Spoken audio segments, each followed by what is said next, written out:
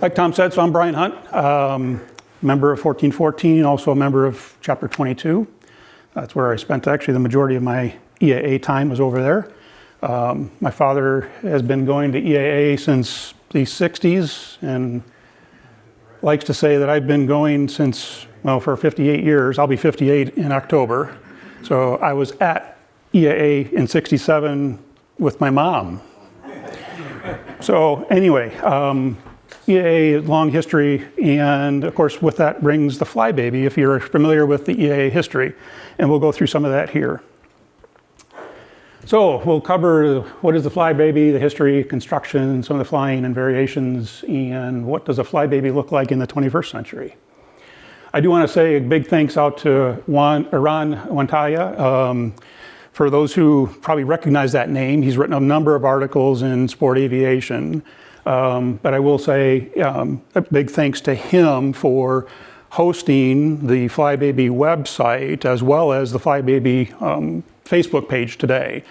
And certainly for anybody, getting involved in a type club or other type of group that's associated with whatever airplane you fly, I can't enforce enough. I mean, there's a lot of valuable information in those communities and those forums. So what was it? So it was designed to be an easy to build, easy to fly, home built. It was in the time of, I'll say the start of EAA roughly.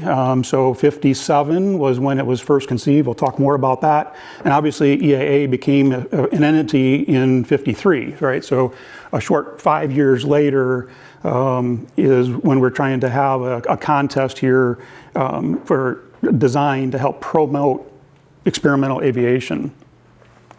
Obviously today there's lots of newer designs and obviously with the way that kits have proliferated and the manufacturing abilities to be able to make those so much simpler versus a plans built. And for anybody who would like to look, this is the plans book for a flybaby. This is all you would get. And so in here is what Pete Bowers wrote up, a narrative, and then there's your drawing. So this is what the flybabies were built to. So the design contest launched in February of 1957, okay? So at that time, it was, again, shortly into the EAA and trying to get back into and get aviation moving again, right? And especially the home-built and experimental builds. So initially, this was the proposal to have an airplane that had folding wings, towable, minimum two-place, dual controls, and do a flight demonstration in 1958 fly-in with a 50 hours minimum flown off and had to have complete plans and everything to go with that. This down here in the lower right was a quote from Paul Poberezny in that meeting or in that article, and looking to say, that 58 convention was going to be the cat's meow of conventions and be able to promote this design contest.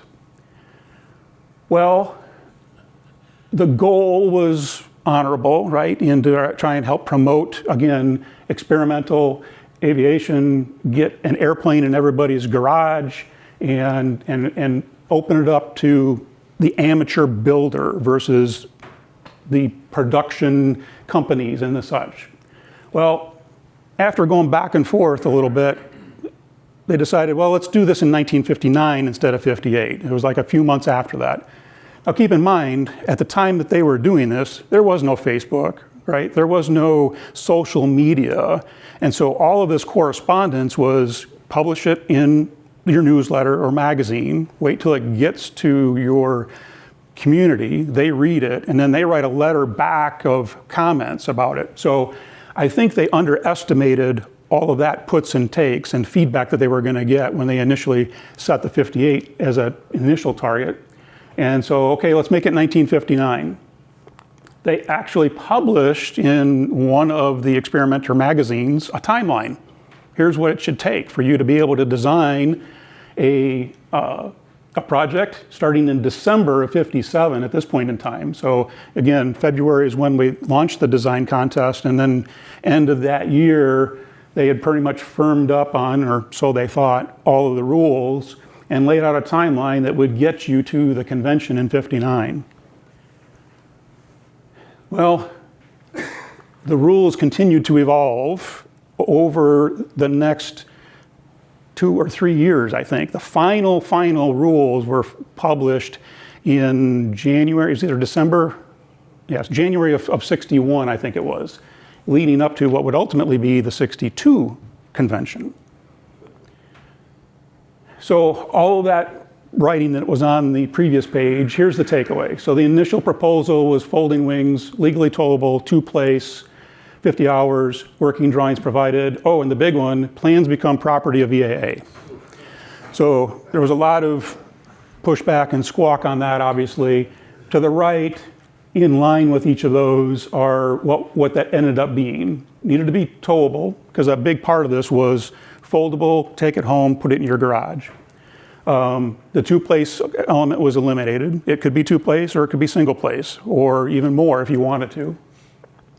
Flight time obviously needed to stay. Working drawings was a very important part of this, because what they really wanted to have at the end of the convention and the contest winner was known plans and descriptions of how to build it. And ultimately, that led to actually this being published in the Sport Aviation then at that point in time over I think it was about a 15-month period of time, where Pete every month put in an article on how to build it, and these plans showed up also in the Sport Aviation at that time. The plans property of EAA was eliminated. A couple other things that they did add was they wanted a type certificated engine. Again, part of that was from a reliability standpoint. Their focus, again, was an amateur builder, and so they weren't looking to have people also be trying to engineer and work with an alternate engine configuration. No offense, Bryan. Length and size limit, store in a garage. Again, that was a big piece of it. This needed to fit inside of a single car garage. So there was a maximum width, maximum length that it had to be in its folded condition. So 59, no, 60, sort of. 1960, they actually held the competition. Unfortunately, only 2 people showed up. Pete Bowers showed up with the Flybaby, and Neil Loving showed up with his Pusher. And fortunately, neither one of the airplanes had the 50 hours flown off. So that's when they decided to push it off to '62. They gave 2 more years and said, okay, that'll be it. Off to the right here are, at least what I found, all of the articles that show up in either the Experimenter or the Sport Aviation all around that design contest or design competition. For those that don't know or haven't used it, there's an invaluable resource there on our EAA website with being able to go in and look at archives of Sport Aviation, Experimenter. You can search for any keyword and find all of these different articles. I will tell you, as I was doing this, I kind of head down a rabbit hole a couple of times, because it was just, you start reading some of this stuff and it's really interesting, some of the history and how it progressed. So, Flybaby history then. Actually going to take a little bit of a step back in time from this competition. And we're going to go back to the 30s. There's an airplane that was designed by Les Long that was called the Longster. And it was a low-wing airplane. He had done some design comparisons of high wing, mid-wing, low wing. He ended up settling on the low wing. And what he designed then was a Longster. He sold that to a gentleman by the name of Myron Buswell. And he flew that around the Oregon area and would fly to like a hamburger social type thing. And evidently, the story goes is that he would yell out the cockpit. It was an open cockpit airplane, "1 hamburger for me," and then he would land. And so the wimpy connotation came from, evidently, at that time period, there was a Popeye cartoon, and that's where that came, and so he ultimately added that to the side of the airplane. There's a really good article in September of 23, last year's, or 2 years ago, I guess, article on Wimpy and the airplane. After that, Tom Story built a copy of that, didn't finish it before the war started, and so it kind of got put off into storage. As people started to come back from the war, it got sold to George Bogardus, and he made some modifications to that, and it ultimately became what was called the Little GB. Nothing to do with the famed GB that we all think about with that name. But that GB ended up having a few modifications to it, namely he put a cockpit on it. And this is, again, where some of the history and legacy of this design comes to us, is that he flew that 3 times from Oregon to Washington, D.C. to meet with the CAA at that point in time. Oregon was the only state in the nation that allowed airplanes to be home built. And even then, you actually had, they had to buy or put a license plate on the side of their airplane.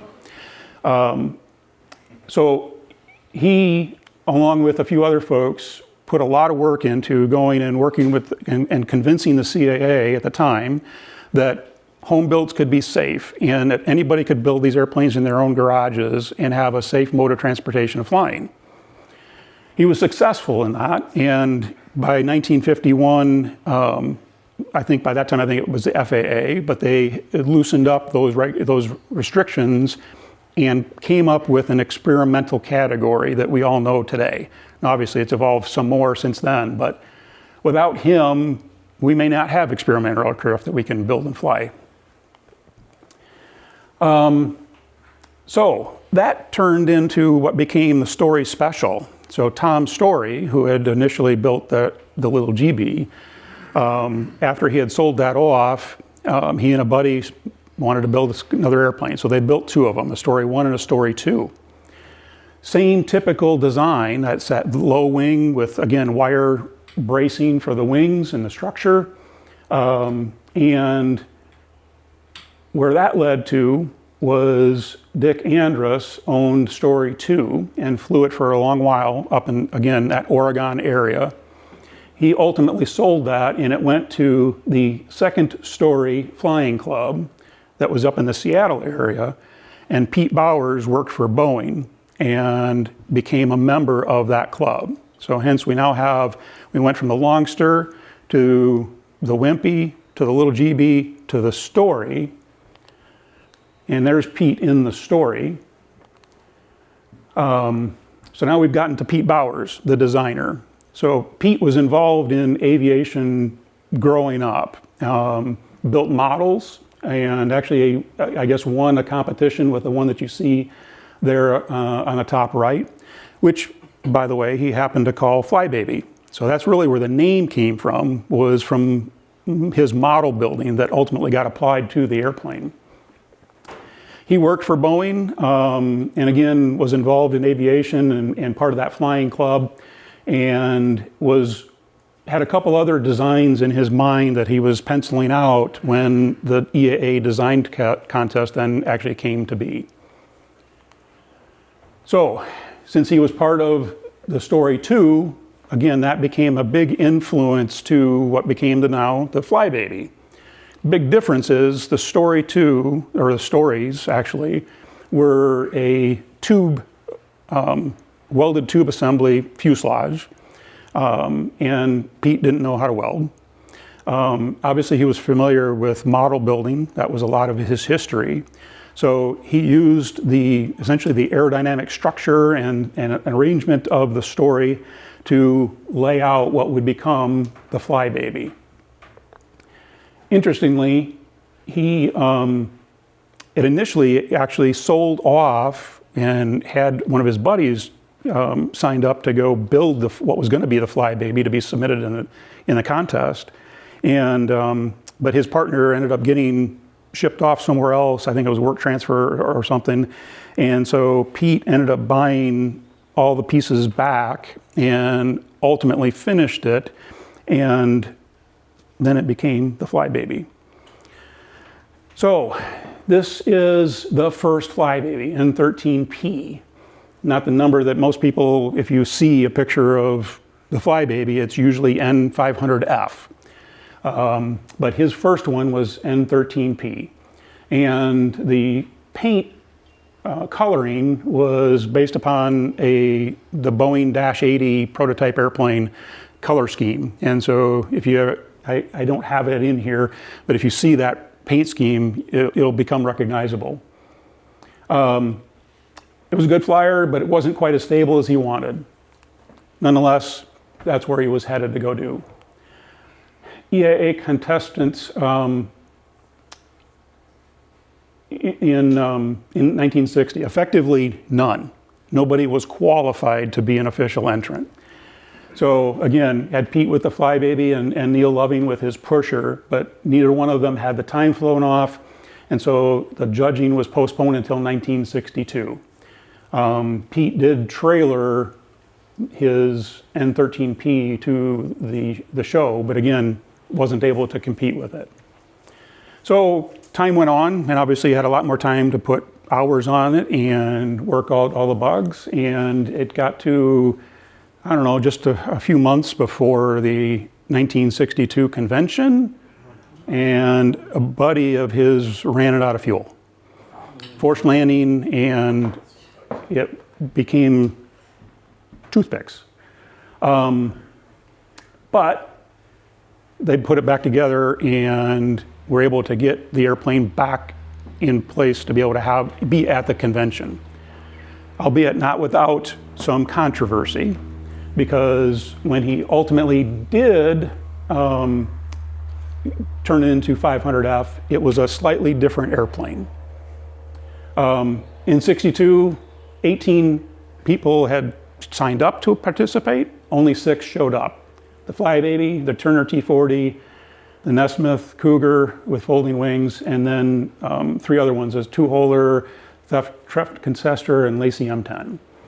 I think each of those fell off the top 3 due to either not having drawings available or construction methods, or didn't have time completed, or the airplane wasn't available to be flown at the convention. So the top 3 were. But again, the question was, did he really win? Because when he converted, or I'll say fixed it from the crash, from N13P, he lengthened it a little bit by 6 inches. Again, that helped out with that stability piece of it. Reused some pieces, and then obviously the end number change. Now the end number change was driven by the FAA, because they didn't want him to use 13P, because they wanted that for other airplanes that didn't have space to be able to put a bigger number. And so all of that to say, and the FAA considered it a repair. It was not a new airplane to them. So he didn't have to go fly off the 50 hours. The fact that it was a repair of the crashed 13P, it was a viable contender at the convention. So what was the impact of all of this? Set of plans that were then, and construction methods, and how to, in the sport aviation, or say like at that 14, 15 month time period. Over 5,000 plans, over 500 airplanes flown. When I looked, I think in 2022, when I had bought N966, I downloaded the registry from the FAA, and I think at that time there was 175, I think, that were on the registry. Now, how many of them are actively flying, I don't know, but that was the active registry at that point in time. But keep in mind, this was back when you didn't have kits, you didn't have these quick builds, you didn't have owner or builder assist programs, and all of the other new airplanes that are out there. So the Flybaby in its day, which would have been in the 60s and early 70s, is where most of these were built. And in fact, this airplane out here, the plans were originally bought in 1970, and it first flew in 1975.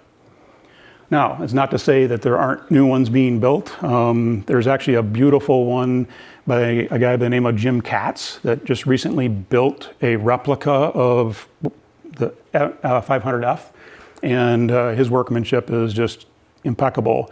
And all of what he did took, again, we got social media these days, so he's sharing that build on Facebook as he was doing it, because he built it just 2 years ago. And Ron Montaya also incorporated a lot of that into his articles on his Facebook page to give even more information to a builder supplement to the plans.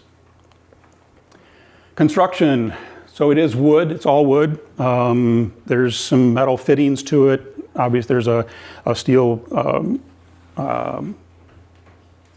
landing gear to it, but otherwise everything is wood. Basically a large wooden model, and so that was a big part of it from why it won or how it won in the design contest. It was tailored towards an amateur, somebody who didn't need to know how to weld, didn't need to know how to do fancy sheet metal work. It was a flat layout on a table and building it like you were building a stick and fabric or tissue airplane on your hobby bench, right? Just in a bigger scale.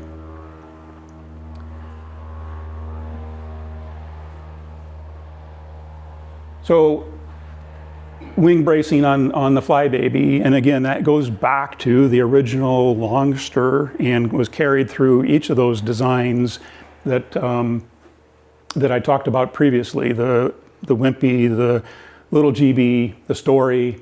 The main difference between the Story and the Flybaby, again, Story being the metal tube fuselage, and then in the landing gear area, it was also a metal structure, and one main difference was he was able to then have a structure behind the wheels for the wires to go through.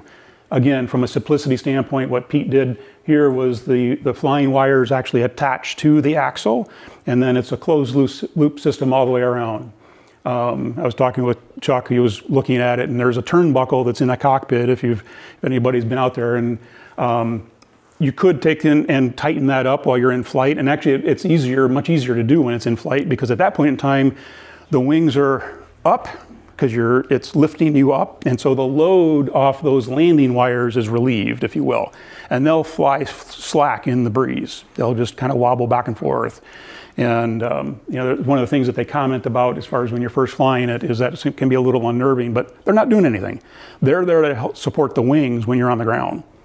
And it's the wires down underneath that are holding the wings in place. Flying it is a very easy airplane to fly. Pete was captured here anyway. Over 270 people had flown that aircraft.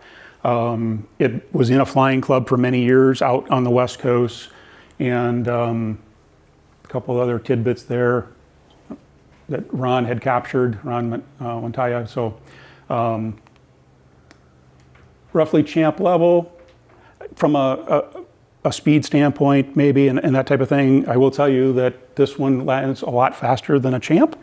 You get this at 60 or a little below, even right at 60, and it's coming down. There's a high sink rate with this airplane at that.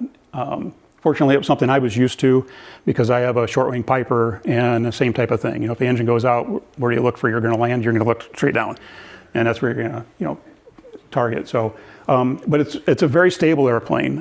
This one in particular, it's rigged up very nicely. Especially if I'm full fuel, which then helps with my pitch, I can take my hand off the stick and just sit there with the rudder. As the fuel burns off, I do have to hold forward on the stick to keep the pitch down. Or I need to pull the throttle back and slow it down a little bit. If you hadn't noticed, and again, if you hadn't looked around the airplane, there's no suspension. The only suspension are the tires themselves. It's a rigid landing gear, which sounds like it would be a bad thing or challenging. Actually, most of the time I wheel land it, and it's not a problem. Not to say I haven't bounced it, but most of the time it's all right. Variations. Oops. So Pete did put it on floats, and this is where he ultimately flew it with just shifting it. It ultimately went in the drink again and went back on wheels and never went back on floats, as I understand it. Biplane, and there are a few of these around. So there is there isn't a complete element in the drawings package for the Flybaby, and it is a different wing, both top and bottom, but otherwise uses the same carry-through area, and then you add in some struts. Now, one thing that's nice about this is this then eliminates the flying wires going down through the axle, and so you could then incorporate a suspension in the landing gear, but you'd have to keep it as a Flybaby. It was intended to be able to swap back and forth as you wanted to with just a logbook entry. Canopies. So part of the design of this is that turtle deck area is intended, or from Pete's perspective, was intended to be easy to remove and change out. Usually what you've got there is a little baggage compartment, but others have put canopies on there.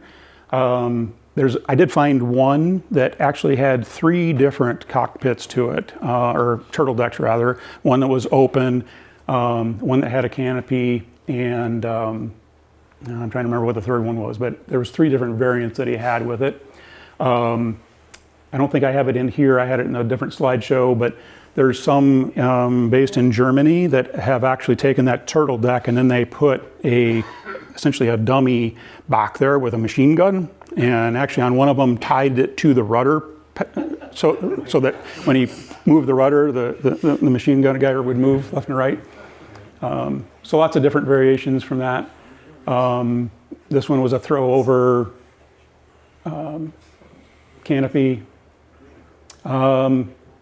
Went through a period of time where plans, I'll say, were an issue. Now, obviously, there was always the plans available in sport aviation, but to get the plans book became a challenge after Pete had passed.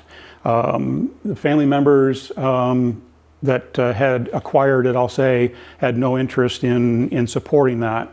So there was a period of time where it became a little touch and go, and that's really where Ron Matthias started the PB100, and essentially it was on the 100th anniversary of Pete's birth, and the PB100 is where Ron, that I recall, I don't think he's ever built a Flybaby, but he went through and created a whole series of construction methods and additional drawings and sketches to help clarify things, along with the fact that one of the big things Ron has done in sport aviation was review experimental accidents, and he would capture those, especially for the Flybaby then, and make recommendations on where to either look from an inspection standpoint and or improvements to shore those up. So the original Land magazine articles were 60 pages. The Bowers plans, if you bought them, was 265. Off of Ron's website is another 350 pages worth of supplemental information that he's got available to the community. Now today, as an EAA member, you can download the book of all of the articles that was in the sport aviation as one collection. And you can now actually download the original Flybaby plans book from the Museum of Flight out in Seattle. When Pete passed, he did donate all of that to the museum, and they've subsequently scanned it all in so that they could make it available for anybody to download. So you can actually download a full book of plans originally. There's also a good selection of information on the EAA website for again, all of the reference of all of the different articles that in either sport aviation or the experimental or experimenter on the Flybaby. Today's Flybaby. I pulled this up primarily because Bryan and I were going back and forth just the other day, but it struck me as the 1X is probably the closest contributor or competition, I'll say, if you would be today, other than it's not open cockpit, obviously. But when you look at the profile for this from a folding standpoint, folds up, and you can fit it in a single car garage. According to Sonex, you can tow it for a short distance at a reasonable speed. They would recommend you take the wings off if you're going to be highway speed. And when you look at the cost that, at least that they quote here, talking about, again, a Volkswagen engine, so that goes a little bit against the design rules that were in place at the time. Anyway, something for food for thought. So what about N966 sitting out here? So again, I mentioned it was 1970 plans. First flight was in August of 1975, built by a gentleman by the name of Harry Stewart. And then it's changed hands a number of times over the years. It will celebrate its 50th birthday this year. And to date, through going through the logbooks on it, about 800 hours of total time on this airplane. Now, it was rebuilt in 2012 into the condition that you see it today by the name of a guy by the name of Rocky Phoenix. And he was in, I think it was Las Vegas, Nevada area, or Nevada anyway, is where he was based. And I think that's what drove, somebody else was asking me about the Desert Dog logo that's on the side.